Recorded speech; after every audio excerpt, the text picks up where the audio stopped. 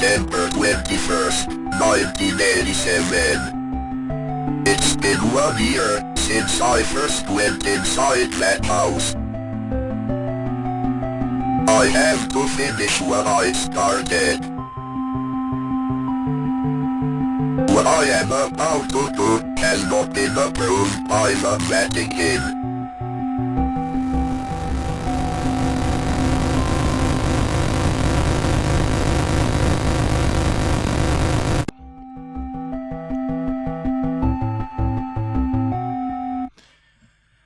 Hello guys, and welcome to Faith, the Unholy Trinity. This is a horror game that's meant to sort of mimic the Atari-style graphics from like the 70s and the 80s. This game is specifically sort of about the satanic panic of the 1980s, and of course this game takes place in the late 1980s, so very 80s-centric right here. The whole plot of this game is that we play as this guy named John Ward. Crap. MORTIS.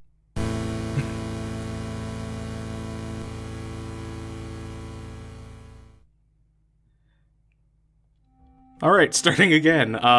We play as a guy named John Ward. Something bad happened when we tried to do an exorcism at this house a year ago in 1986, and now, on the 21st night of September in 1987, we're gonna be going back to that house and seeing if we can fix stuff, basically. Throughout the game, we'll be collecting a bunch of notes that sort of clue us in on the lore of the game, the whole plot line.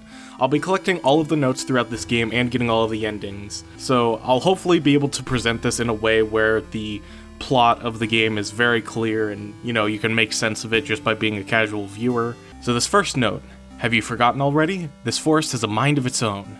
If you get lost, you could always try remembering where you've been. Pressing the escape key or the start button is a good place to start. If you're in a hurry, hold spacebar or the action button to skip cutscenes.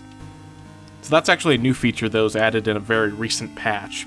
I've been playing this game I first played this game a little over a year ago, and so I've been around for a lot of the bugs and the subsequent fixes that have come up in the past year or so. So the controls are pretty simple: up, down, left, right, and also you could press the action button, which is A, or the cross button on the PlayStation controller, or the space bar, of course, to use your cross and fend off demons and such.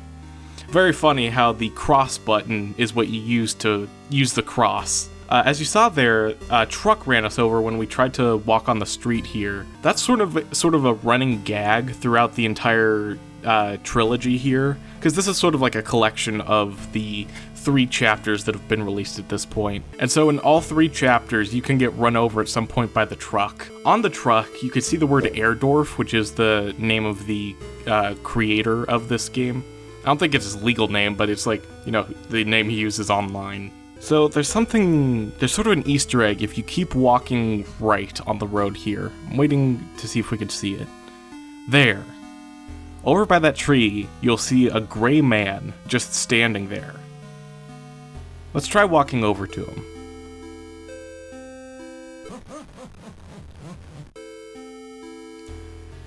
He runs away and drops a nose. Like a clown nose. This actually was supposed to be something in Chapter 3. It was sort of setting up something, but it never got used in the final version of Chapter 3. When we do get to Chapter 3, I'll be sure to bring this up again, because it's kind of a funny thing. Also, if you'll just notice, I walked right, immediately walked left, and got right back to where we were before. You'll notice that... Holy crap! Thankfully I dodged it that time. You'll notice that the forest starts to loop. So if you walk all the way over to the left, you'll eventually wrap around to the right. So that's something to keep in mind.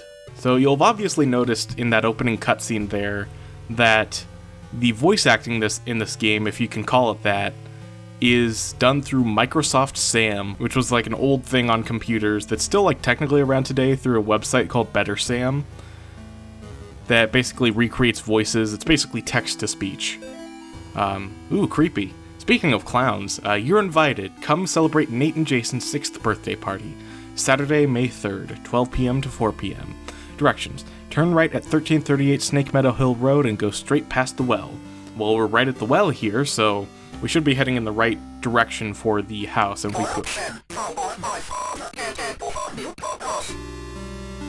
if we look at the map, we can see that up past the well is the house at the very top.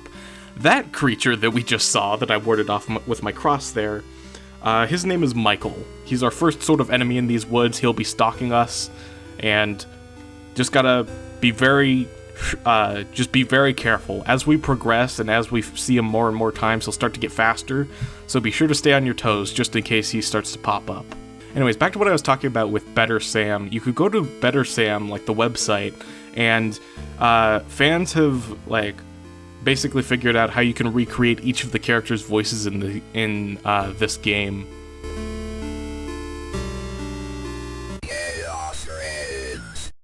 Spooky. So I could basically make John Ward say stuff like, "Be sure to like and subscribe." If you'll notice there to the left, just for a split second, you'll have seen a purple child running through the forest. That's supposed to sort of be a guide in case you get lost in the woods, so if you want to progress forward in the game and you don't know where to go, just follow the purple children and they'll lead you to where you want to go.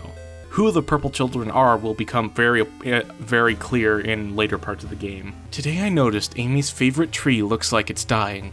All the needles are falling off it, and the bark is peeling. I guess I'm more upset about it than Amy is. She's totally absorbed in her voluntary work at the clinic. I guess it's good that she found something she's passionate about, but I've gotten ugly looks from some of the women at book club.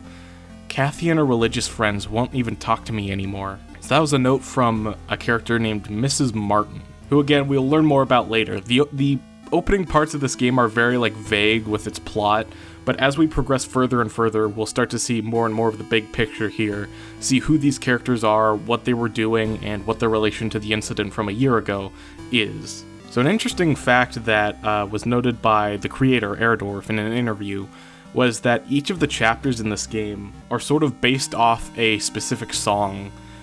This chapter was based on a song called Twilight Zone by Golden Earrings, which, good song, I'd highly suggest checking it out.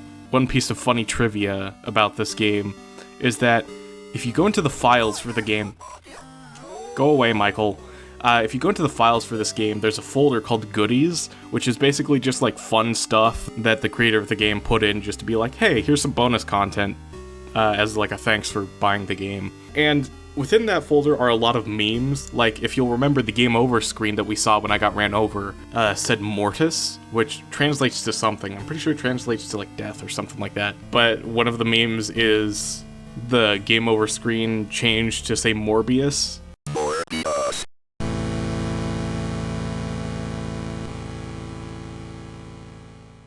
I believe this game was released, this collection, the Unholy Trinity, was released in 2022, which was back when that movie was still a huge topic that people talked about, so it makes sense that that's there. I caught some people walking through the woods around the house last week. Not kids, just regular adults. They told me they got lost while hiking. I pointed them back towards the road. The whole thing just didn't feel right. I think I should go dig up Bob's rifle out of the storage. Alright, apologies for that cut there. I needed to go ahead and turn on the lights in my room because I had them all turned off, which is not ideal when playing a horror game and trying to commentate over it. It's currently really windy, so I'm hearing a lot of noises outside. It kind of freaked me out. One thing you'll learn as we go through and as I start playing more horror games on this channel is that I'm an absolute wimp when it comes to horror games. I just absolutely suck at them. I just get super freaked out and paranoid and just... it's a whole thing. Anyways, Mrs. Martin here mentions that her husband Bob has a rifle at their house, so we should also keep an eye out for that. But more importantly, there were some suspicious people outside of her house, which, considering this is a horror game, probably means something bad is happening, so another thing we'll have to keep an eye out for. There's actually a bit of an Easter egg that you can make happen when Michael tries to attack you. I want to see if I could get it to work. Just gonna kind of stand out in the open and wait for him to attack. So if you pause the game right as he goes to attack you, you'll get these animations right here of him crawling towards the screen and running at you. I believe this is supposed to be a little troll of sorts, where if you try to pause the game to stop scary things from happening, more scary stuff happens. When you stare at it for long enough, the animations start to become kind of funny. When you're playing this game for the first time and you're just alone and this starts happening, does kind of freak you out. So Michael actually can say a large number of phrases as he tries to attack you. I'll go ahead and put a list on screen of like all the different things he could say. I believe there's like a screenshot somewhere of like an email from the creator of this game, listing all of the different things he can say. Public lecture. I believe in the original version of Faith Chapter 1 there was a typo there, so that's kind of funny. Public lecture by Carl James Osborne. Connecticut's historical connections to witchcraft, Satanism, and the beast system. Wednesday, 8 p.m. Another fun fact about Michael is that you'll see throughout the forest, like right there at the bottom of the screen, there are deer that are just, sitting around. And sometimes, when Michael appears, it'd be really cool if he appeared right now so I could show this off. I guess not. You can scare the deer off, by the way. Michael will actually just go attack the deer and focus on them instead of focusing on you, which I really like. It sort of adds a detail, and like my interpretation of it is that it's not that like Michael is necessarily just like trying to attack humans. It's more so just that he's incredibly hungry. Not to say that there's nothing malicious with him going on, because he does seem to be possessed by a demon. But I don't know, it just creates this picture in my mind of this just like really hungry creature that attacks living beings like indiscriminately, sort of. And it's not like he's completely mindless, but that's something that we'll kind of see a little bit later. I'm kind of getting ahead of myself, but this is probably like my favorite horror game ever. So I apologize if I get like really excited and kind of get like 3 steps ahead. Bob, the kids and I miss you more every day. The twins and Amy have started their next school year here at home. Amy keeps asking when she's going to be allowed to go to real school. I think she's getting cabin fever. The twins are having no problems occupying their time. Yesterday, they came in with their hands covered in blood. I guess they found a dead deer and thought it would be a good idea to touch it. I think we might have a coyote problem, because when I went out with them to look at the dead deer, it was a pretty gruesome sight. All this just a day after the twins' birthday party. Can't wait till you come home. This letter sort of confirms that Bob, Mrs. Martin, the twins, Nate and Jason, and Amy, who was mentioned previously with the dead tree, and, the work that she's doing that's exhausting her and stuff like that, they're all part of the same family. The Martin family, so Nate and Jason Martin, Amy Martin, Bob Martin, and I believe Mrs. Martin's name is Cindy Martin. Her name isn't mentioned too often, so apologies for kind of forgetting her name. Oh god, I'm getting lost. Okay, so there's this cabin here out in the woods. There's a note right over here too, I'm gonna go ahead and grab. So this note, interestingly enough, is from our protagonist, John Ward, written about the events from a year ago. So, I guess I gotta give a voice to John. The Martins' house lies about 100 yards off the Snake Meadow Hill Road. There's almost no driveway. Trees jut out in the middle of a gravel path that is mostly covered in grass. It was difficult to find the house, especially since it was already dark when we arrived. Father Allred seemed to know where he was going. He simply drove straight ahead until we arrived at the house. In the headlights, I saw an old shed off to the right of the path. Father Allred explained that he would rather perform the exorcism away from the house, but the Martins had insisted that Amy remain inside. He complained that having the family present makes it difficult to proceed with elements of the rite that may seem harsh to the layperson. So, at some point, Amy got possessed, and John, along with Father Allred, had to be brought to the house to perform an exorcism.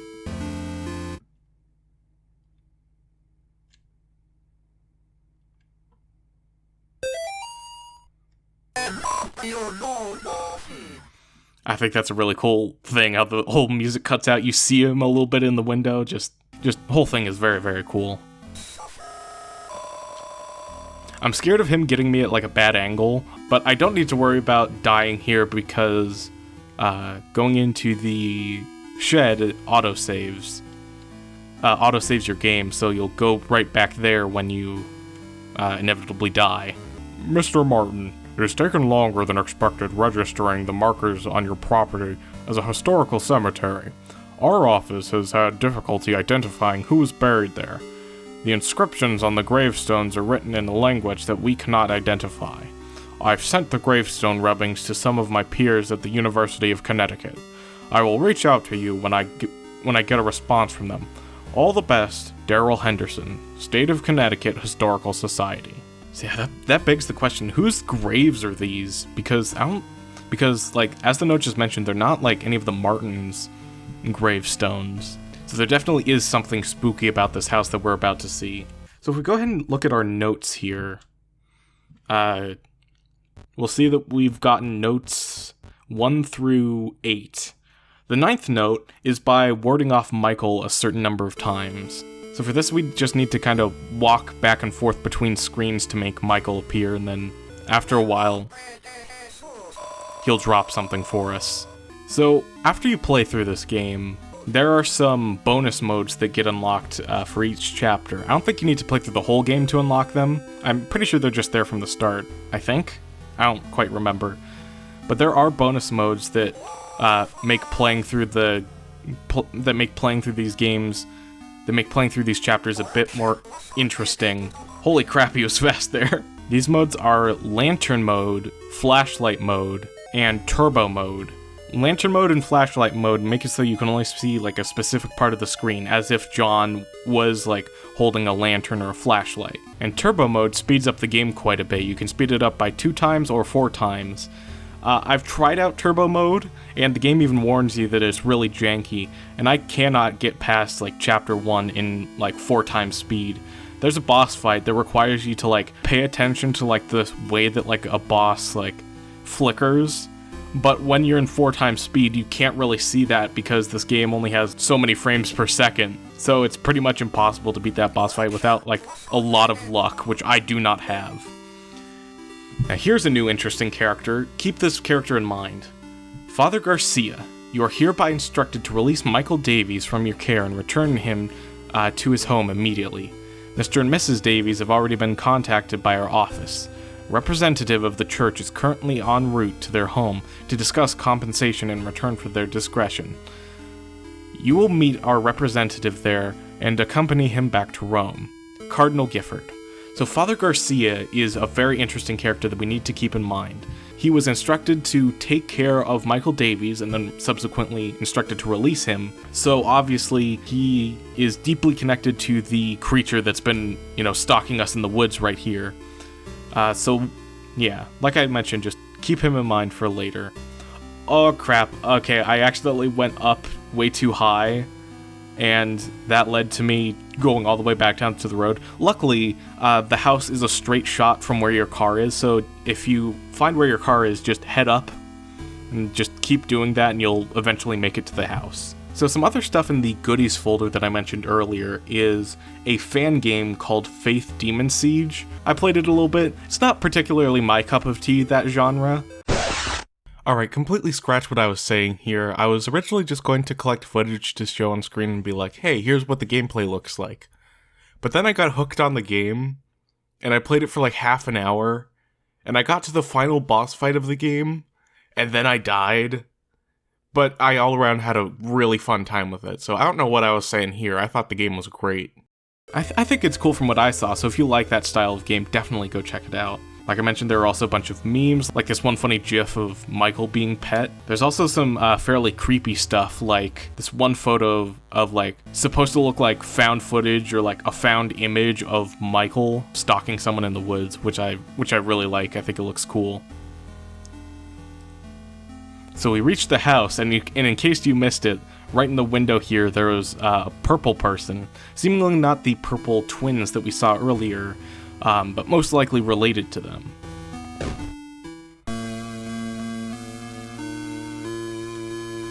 Welcome to the Martins' house. Mr. and Mrs. Martin greeted us at the front porch. Mr. Martin led us downstairs to the basement, explaining that Amy was down there in restraints. I felt for him. There was guilt and shame in his voice. Amy was in the very back of the attic in a chair, perfectly calm, staring at us. It is hard to describe the look on her face. It was not the kind of look a child gives you. Now that we've entered the house, other than that cool little opening jingle, it's completely silent. This right here is less of a note and more of a picture. It has seemingly Bob, Cindy, and Amy Martin. Note that Amy is purple here, just the same color as the person we saw in the windows, and the two twins. If you'll remember, Amy has two twin siblings, Nate and Jason, so we can maybe assume that those twins that we saw in the woods were Nate and Jason, and that Amy was perhaps the purple person we saw in the window. Let's move through the west side of the house here. We've made it to the master bedroom. There's not much for us to see in here, other than this mirror. We can see John, of course, but we can also see some sort of gray figure behind us.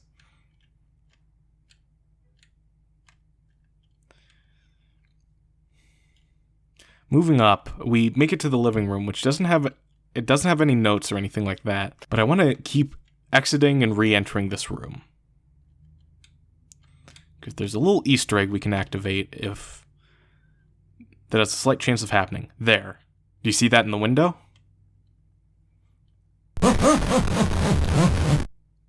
It's the gray figure again, who is seemingly watching us, and for some reason has some sort of interest with either us, or the woods, or this house, or something along those lines. We go ahead and crucify this painting right here, or drawing rather. We see something made by Nate, one of the twins, and we see a large black figure and some sort of red hooded figure in the right next to it. That's always like a really classic trope in horror stuff, when there's like a kid and they draw something really creepy, like they draw the monster standing next to them as if nothing's wrong. Moving up to the second floor, we have this locked off room that we can't access with a trail of blood going to it. And as we move to the bathroom, I think this is supposed to be like a rubber duck or something like that. Which is funny that has like a spirit attached to it or something like that. That'd be very weird, like dying and then possessing a rubber duck. Because there's not much you could really do in that situation. I don't feel safe in my own home anymore. I hear voices outside around the house at night. I don't let the twins go out in the woods to play because I'm afraid of what's out there. The house itself feels stressed, distorted, slanted somehow. It's like I'm walking through a carnival fun house. Amy's condition has only gotten worse. I can't stand to be around her, and I don't know why. She just doesn't seem like herself anymore. I want to take her to the doctor, but I can't leave the boys here. I find that the phone stops working throughout the day, and now I can't seem to find my car keys. Thank God Bob is coming home tomorrow.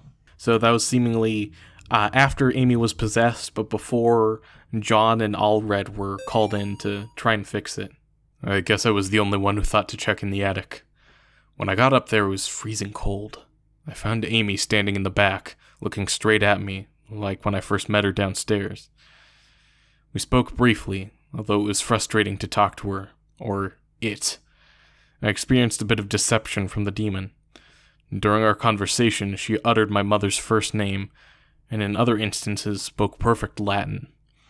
I called for help from the others, but nobody came.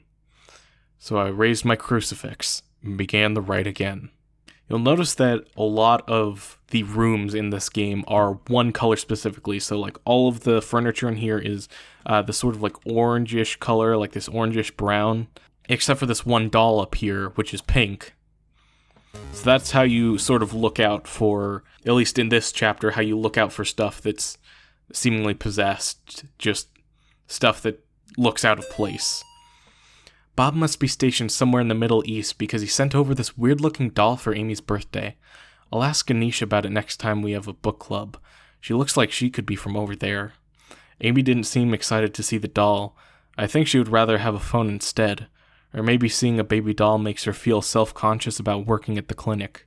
Many people have pointed out that that line from the end of the first paragraph is not a very good thing to say, especially considering I'm pretty sure Anish isn't like a name that's like from the Middle East. That's just very, you can definitely tell from, what they say that they grew up in the 40s and 50s, because It's not very nice to other cultures. Now, you'll notice specifically in this room, which seems to be the twins' room, because we got the master bedroom downstairs, Amy's room over on the left, and this room with two beds here, it's filled to the brim with objects that are different colors. All of these different toys, like this Bop It over here, just all of the stuff, but we can't do anything with them. So this room in particular is very strange. Anyways, it's about time we head downstairs into the basement. Since we can't really do anything else around the house, we got all the notes. An interesting thing you can find in the goodies folder for this game is a text document called Faith, the Story So Far, which was like an early lore guide for like the first 2 chapters of Faith, like before everything in the story was finalized. And you'll definitely notice there are a lot of things that don't fully match up with the final plot. Like there is a lot that definitely does match up. Quite a few names you'll recognize. But there are other things where it's just like, oh, that's something that definitely got changed like halfway through development. Dear Amy, thanks for writing. It really brightened my day hearing from you. Your letter, you asked what's the weirdest thing I've ever seen as a missionary. The area we are working in has a lot of folks who practice Kimbamba. It's what you might call a pagan religion. It's kind of a mix of Catholic and African religions. One of the saints they worship is San La Muerte, or Saint Death. Yesterday, we talked to a boy, about 15. When we asked him if he had ever prayed, he said, "No, but I have prayed to San La Muerte." He told us about a time when he stayed over at his cousin's house, and according to him, they prayed to some figures of San La Muerte, and the figures made things in the house move around. He got real quiet and scared looking after that. We told him he could pray to God, and that God wouldn't make him feel scared like that. We invited him to church, but he hasn't come yet. I need to wrap this letter up and get back to work. See you in 4 months. Leighton. So that's why I tried to do like a sort of British accent there, because Leighton. I still need to get around to playing those games, because they seem like they're right up my alley. They're like puzzle games, visual novels. They seem real cool. Plus they had a crossover with Ace Attorney. But anyways, that letter, from what I remember, I believe Erdorf stated in an interview, that letter was actually like a real letter that he had written during his time as like a missionary or something like that. He swapped out a few things, like of course his name, and I believe the name of the person he was writing to, and the name of the religion, stuff like that. But that's cool how like something from real life kind of affected stuff in the game. We see some mannequins over here covered in sheets, which I think is real spooky looking. We move down to the last room of the basement. There's this weird, bloody sort of set of symbols, huge pile of blood.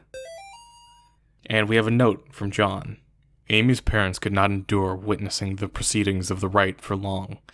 Mrs. Martin was hysterical, and the thing that was inside of Amy was feeding off of the fear.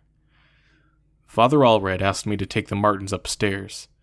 I was physically worn out, but managed to get them back up the stairs into the kitchen. Amy was screaming, "Mother! Mother!" the whole time. Finally, I got them to sit down with me at the kitchen table.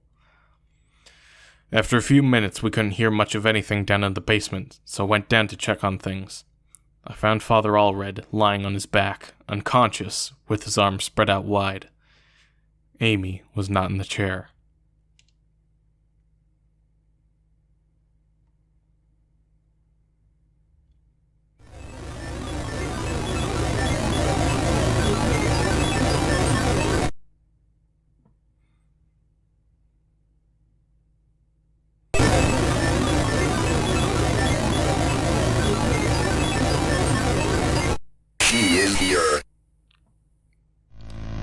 Welcome to our second sort of antagonist in this chapter, Amy.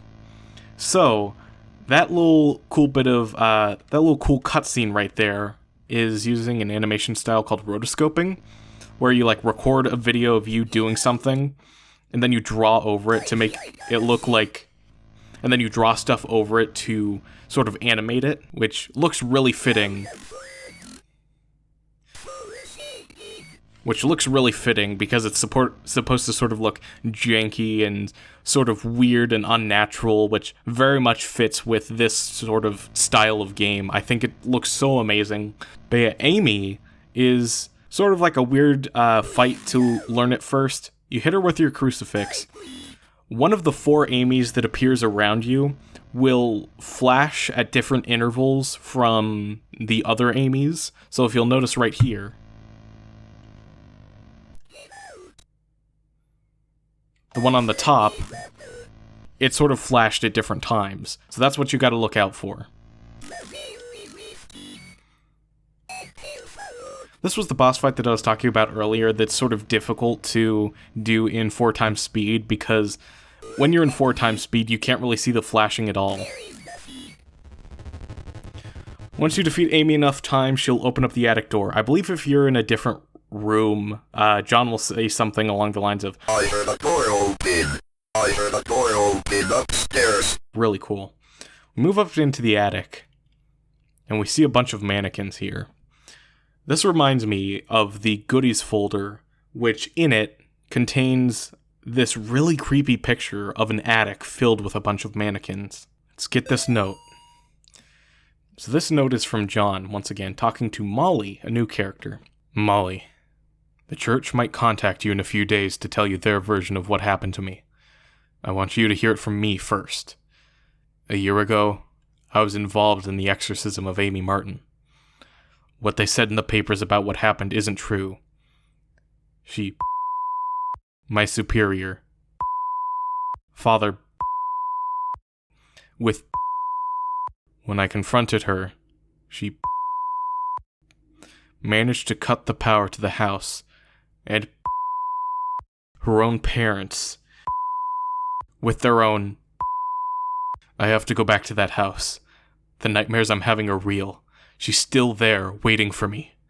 I can still help her. If I don't come back, know that I love you, and I'm sorry. John. So that note is seemingly very recent, considering it mentioned that the events of what happened with Amy were 1 year ago. It was later confirmed that Molly is the wife of John Ward. So at this point, I'd highly suggest that you have all 18 notes that you can get up to this point. The only ones we're missing are 19 or 20. The notes aren't required at all, but of course they give some extra backstory, and they actually kind of help out in battles in a way, but I'll get to that in a second. Once you've done everything you want to do, steel your nerves and head into the room where we're going to see the final boss fight of Chapter 1. My God, what happened to you? Do you think my face is pretty? I have to finish what I started. She's my priest. This is the true boss fight against Amy here. It sounded like when the, when Amy's voice lines were playing out, I could feel like I could hear, like, someone whispering in the background, which is really creepy.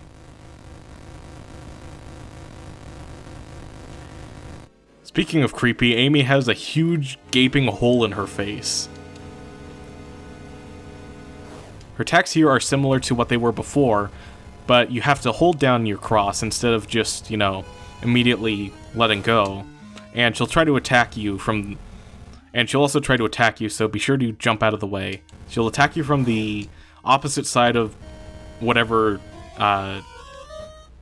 She'll try to attack you from behind, so... Be very careful of that. One thing that I've noticed while, replaying this boss fight so many times is that it seems that the more notes you've collected up to this point, the more damage you'll do. I've never heard anyone talk about this, but when I, speed through the chapter, I usually have to wait a lot longer for stuff to happen. Holy crap! I usually have to wait a lot longer for, for certain phases of the boss fight to be done. But when I collect, all of the notes, I feel like I do a lot more damage for some reason. I've never really heard anyone talk about this. So if there is, something in the game's code that says that, the more notes you have, the more damage you do, let me know. Anyway, she'll run around the pentagram here. That red thing, if it hits you, she'll freeze you in place and then immediately kill you. So Be very careful of that. Keep your distance, but also be close enough to where you can actually attack her. Once the hand goes back into that weird hole in her face, she leaps out the window and escapes. Considering this is like the second or third story, since this is the attic, gosh, that fall has gotta hurt. Also, I like the little creepy smile painted on the mannequin here. If you've collected all of the notes up to this point, you'll get a secret 19th note. This one is written completely in red, and is a new character. This is the ceremony for opening the Let no brother or sister utter it. Prepare the Use the right index finger to draw the signs of the on the floor. Bring an impure vessel to the signs of the Let a brother or sister drink at each sign of the Carve the face of the blood that fills the opening is the new Let 7 be taken from their mothers and lowered into the Upon the offering of the 7th the will emerge from the This is the second death. So a lot of that was censored, as you could definitely obviously tell. Same with the last note. So as we progress through the game, we're going to try to see if we can figure out what these blanks are. We also need to figure out what the second death is, and who this red person is. Also, this painting to me, I know it's supposed to kind of look like a person.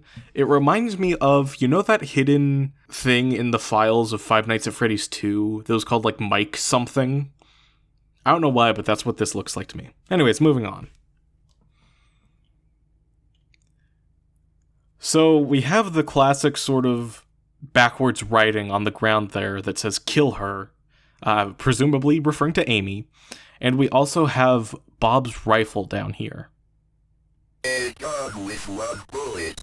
This chapter, Faith Chapter 1, has 5 total endings, and those endings are based on who or what you decide to shoot with this gun with 1 bullet. To get the first ending, you want to go outside and walk downwards. All of the trees are going to start to form a path, so to get to this ending, just go left the first chance you get. You'll run into Amy, and you'll want to go ahead and shoot her. When you get back to your car, you'll get the first ending.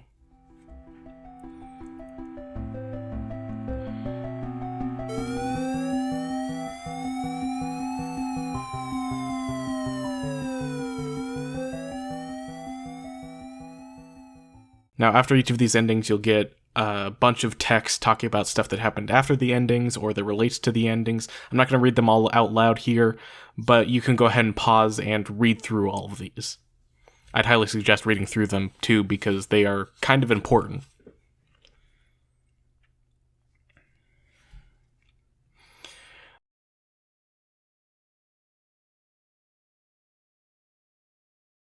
Alright, to get the second ending, you just want to go down, and instead of going left the first chance you get, you want to go right the first chance you get.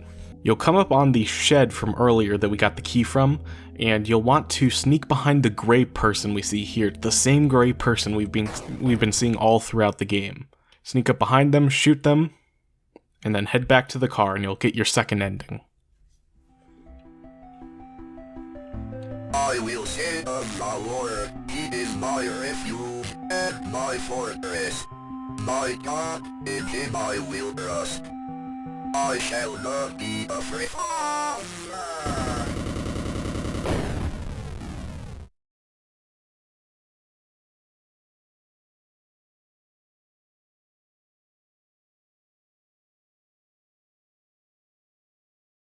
Alright, so to get ending number 3, you want to go past the previous 2 paths you just went on, and you'll come at another sort of crossroads where you can go either left or right.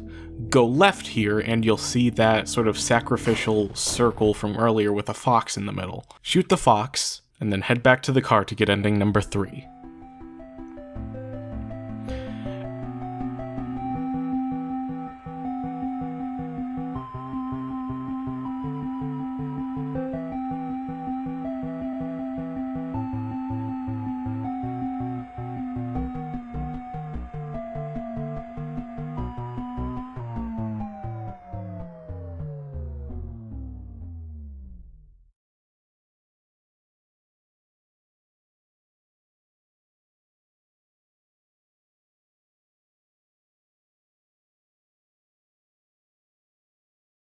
Ending number 4 is very similar. You go back to that crossroads, and instead of going left, you go right this time, and you should see a deer there.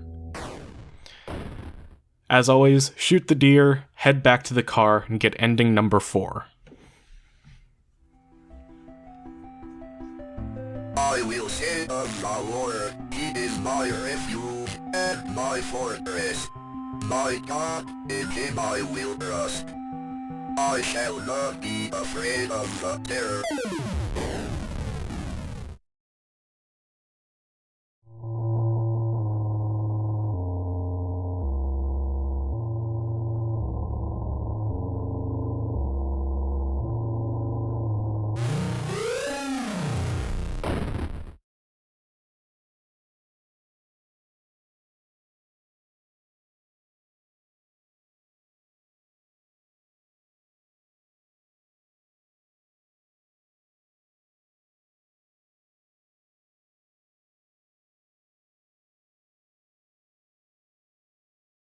So those 4 endings are considered the bad endings. And the final ending, the good ending that we're going to go ahead and get here, is something I'm going to get to in a second. First of all, there actually is a secret 6th thing you can do with the gun, and it's shoot the mirror. It causes a crack, but doesn't exactly, break it. So we need to go ahead and run back and forth, grab the gun with 1 bullet, and consistently shoot at it until it finally breaks open. I'm starting to think that this gun might have 1 bullet.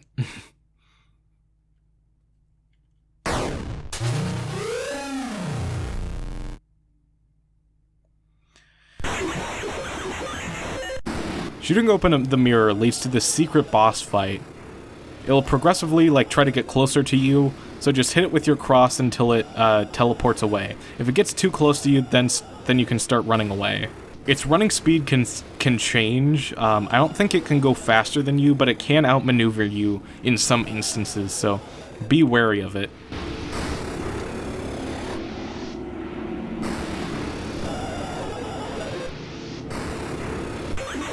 There we go, nice. For that, we get our 20th note. October 23rd, 1986, so about a month after what happened with Amy and her whole family. Dear Dr. McGlashan, it has been 30 days since the beginning of my treatment here at Yale Psychiatric Institute. Dr. Spinell, who's been so patient with me, has helped me understand my afflictions and has helped me find a way to move forward and accept the truth. With Dr. Spinell's help, I've come to accept what really happened in September at the Martin family residence. I accept that what happened was not the result of any supernatural phenomenon, but rather the desperate actions of a young girl driven to violence by her dogmatic parents and old church rituals that are thought to drive out evil. I'm happy to report that, since accepting the truth, my nightmares have ceased, and I now enjoy peace of mind that I have not felt since the incident. Given my progress since first coming here, I respectfully request my release from Yale Psychiatric Institute, contingent upon follow-up appointments with Dr. Spinell in the future. Sincerely, John Ward. The first thing that my mind immediately jumped to, and that, a lot of people immediately jump to, is, is this whole, the classic twist of, oh, it's all in its head. But no, it's not really that.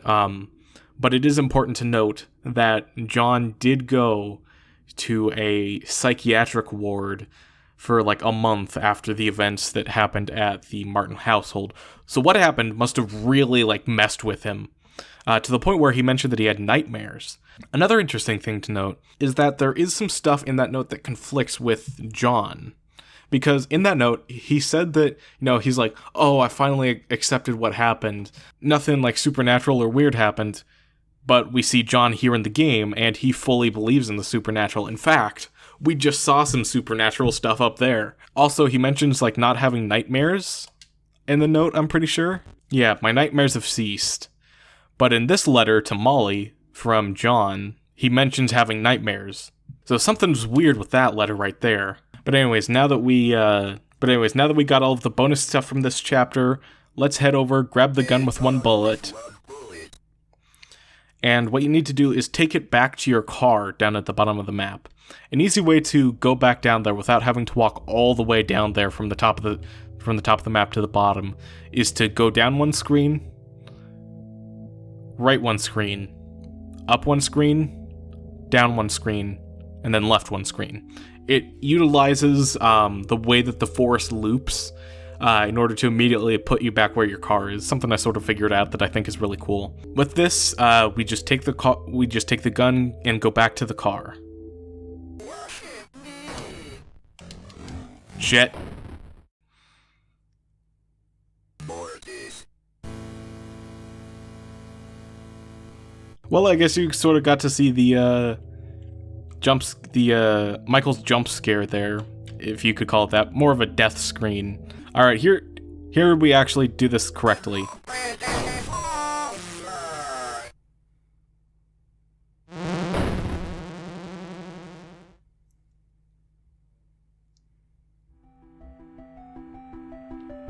I will say of the Lord, he is my refuge and my fortress.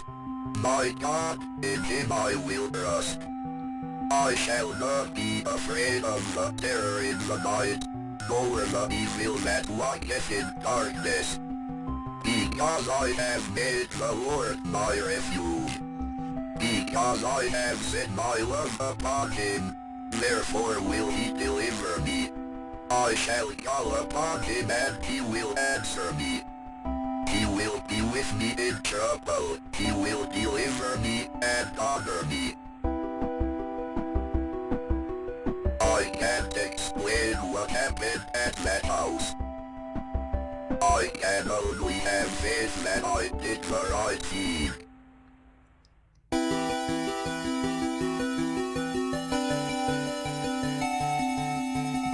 End of chapter. Ending 5 of 5. When faith endures. Police. Animal experts investigate chupacabra remains found near Sterling. Sterling PD is enlisting the help of local animal experts from the University of Connecticut after the remains of an unidentified animal were found near Sterling. The remains of an animal, which some residents are calling the chupacabra, were discovered on Snake Meadow Hill Road by a motorist yesterday. The animal had apparently been struck by a vehicle, and parts of its carcass were scattered across the road. Police say they are initially investigating the gruesome scene because the motorist who discovered the remains has told them that they appear to be of a person. After arriving at the scene, police concluded that the remains were some kind of animal. As a matter of public safety, we want to be sure about what exactly we're dealing with here, said a Sterling police spokesman. This is clearly not a deer or a coyote. If it's a mountain lion or exotic pet that escaped from its owners, or an animal with rabies, we need to know about it. Animal experts attached to the investigation would not speculate about what kind of animal had been found, although they commented that the animal was hairless, anemic, and apparently suffered from the rickets, a vitamin D deficiency that appears in animals and children who have not received enough sunlight. So with that, I think this is a good place to end off the video. Thank you guys so much for watching. In the next episode, we're going to start off Chapter 2. Or at the very least, the Chapter 2 prologue, because that's actually something that I want to go ahead and get into. So yeah, thank you guys so much for watching. In the next episode, we'll start that up, and I'll see you guys next time. Goodbye!